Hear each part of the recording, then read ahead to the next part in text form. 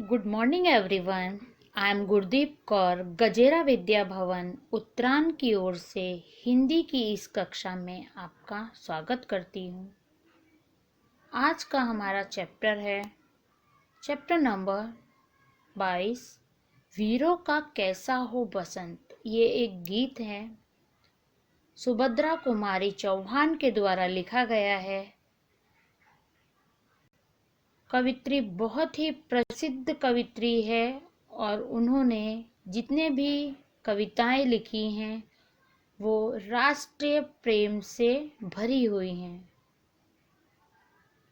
इस कविता में भी वो वीरों को प्रोत्साहित करते हुए वीरों का वसंत कैसा होना चाहिए उसके बारे में बताती हैं। आइए पहले कवित्री के बारे में जान लेते हैं।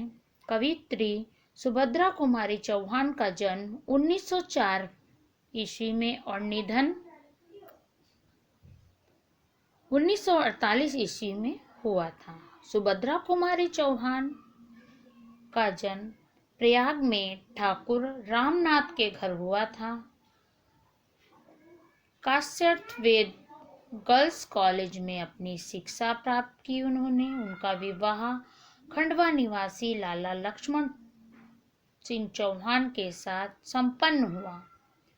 सुभद्रा कुमारी चौहान के कांग्रेस के असहयोग आंदोलन में भाग लेने के लिए अध्ययन छोड़ दिया था और अपने पति को भी देश प्रेम देश सेवा में जुड़ने के लिए प्रोत्साहित किया था। उन्होंने बहुत सारे काव्य लिखे हैं जिसमें से मुकुल व त्रिधारा उनके प्रसिद्ध काव्य संग्रह हैं। उनकी भाषा बहुत ही सरल और सुबोध है। आइए पढ़ते हैं उनकी कविता के कुछ अंश। पहले हम जान लेते हैं कि वसंत क्या है।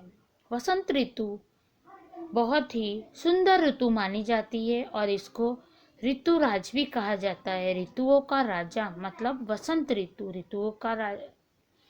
ऋतुओं की जो ऋतु सबसे अच्छी जो होती है, हर जगह हरियाली छाई हुई होती है, सब जगह पृथ्वी दुल्हन की तरह सजी होती है, फूल हर जगह खिले होते हैं, पेड़ों पर नए नए पत्ते आए हुए होते हैं, वो होती है वसंत ऋतु। उस समय हर जगह हरा भरा है, बाग बगीचे लहरा रहे हैं, लेकिन जो हमारे देश के वीर हैं उन्हें उसमें कोई रुचि नहीं है। उन्हें तो रुचि है कि वो देश के दुश्मनों को कैसे हराए, देश के दुश्मनों को कैसे परास्त करे।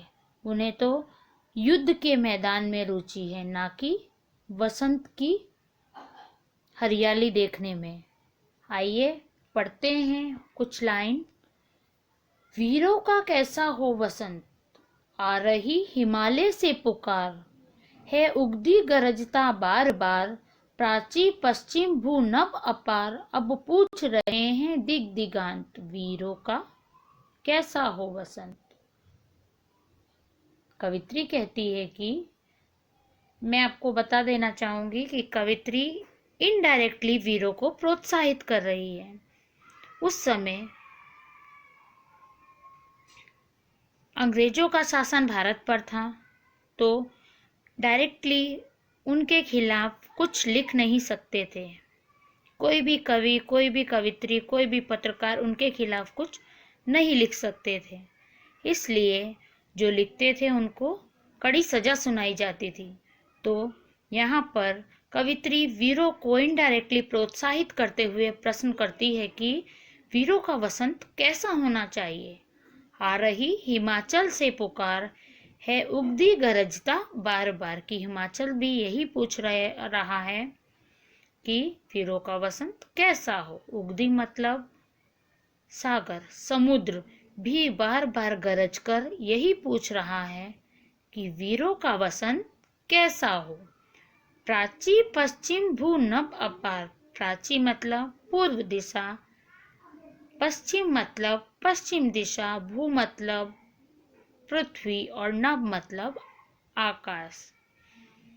सब पूछ रहे हैं दिग दिगांत, ये सब जो प्रकृति के अंग हैं, प्रकृति के भाग हैं, वो सब एक ही बात बार बार, एक ही प्रश्न बार बार पूछ रहे हैं कि वीरों का वसंत कैसा हो।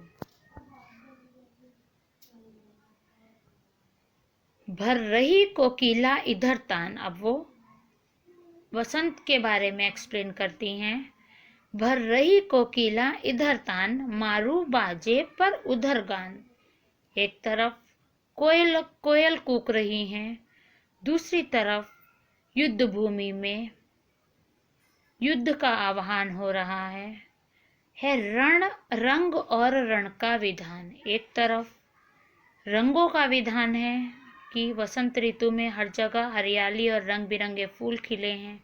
दूसरी तरफ रण में, युद्ध भूमि में युद्ध की तैयारियां चल रही है। मिलने आए हैं आदि अंत, ऐसा लगता है जैसे आदि और अंत, आदि मतलब शुरुआत, अंत मतलब आखिर, आदि और अंत मिलने आए हो। वीरों का कैसा हो वसंत।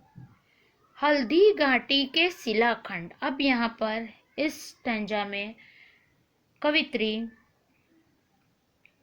वीरों को ऐतिहासिक कहानी, भारत के इतिहास की कहानी सुनाकर उनके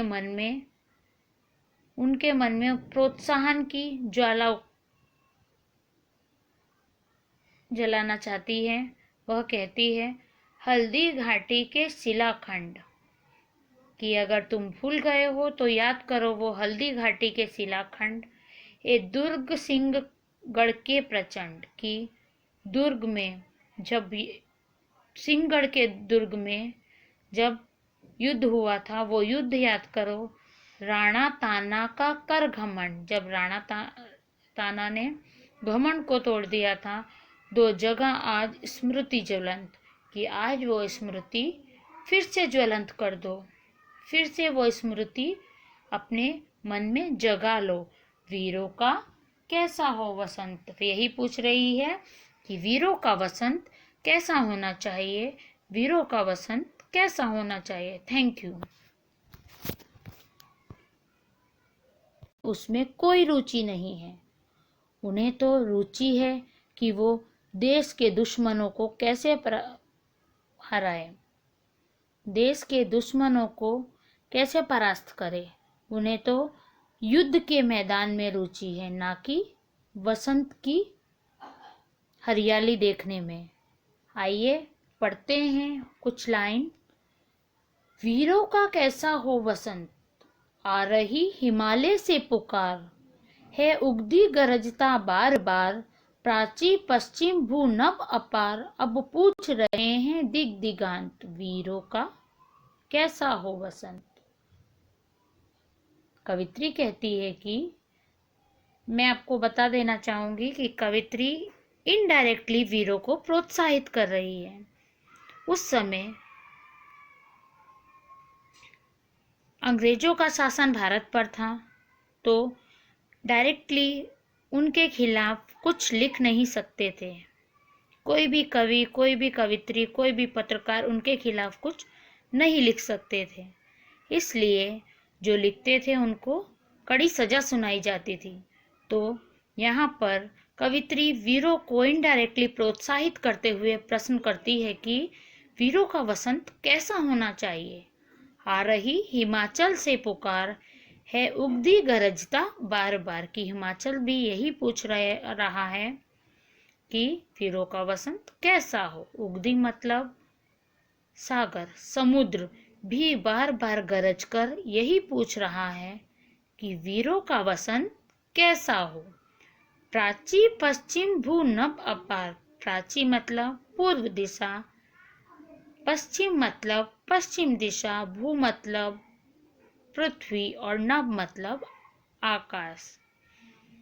सब पूछ रहे हैं दिग दिगांत, ये सब जो प्रकृति के अंग हैं, प्रकृति के भाग हैं, वो सब एक ही बात बार बार, एक ही प्रश्न बार बार पूछ रहे हैं कि वीरों का वसंत कैसा हो। भर रही कोकिला इधर तान। अब वो वसंत के बारे में एक्सप्लेन करती हैं। भर रही कोकिला इधर तान, मारू बाजे पर उधर गान। एक तरफ कोयल कोयल कूक रही हैं, दूसरी तरफ युद्ध भूमि में युद्ध का आह्वान हो रहा है रण रंग और रण का विधान। एक तरफ रंगों का विधान है कि वसंत ऋतु में हर जगह हरियाली और रंग बिरंगे फूल खिले हैं। दूसरी तरफ रण में युद्ध भूमि में युद्ध की तैयारियां चल रही है।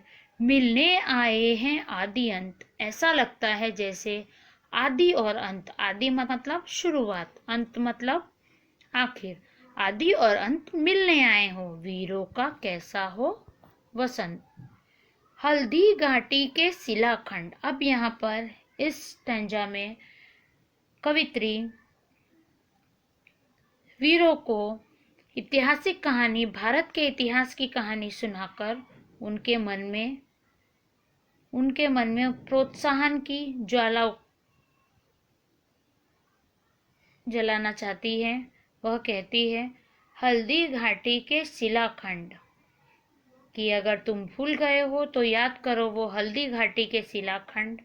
ए दुर्ग सिंहगढ़ के प्रचंड की दुर्ग में जब सिंहगढ़ के दुर्ग में जब युद्ध हुआ था वो युद्ध याद करो।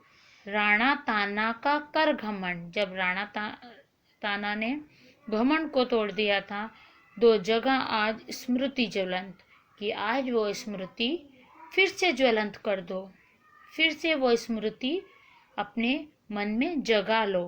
वीरों का कैसा हो वसंत। यही पूछ रही है कि वीरों का वसंत कैसा होना चाहिए, वीरों का वसंत कैसा होना चाहिए। Thank you.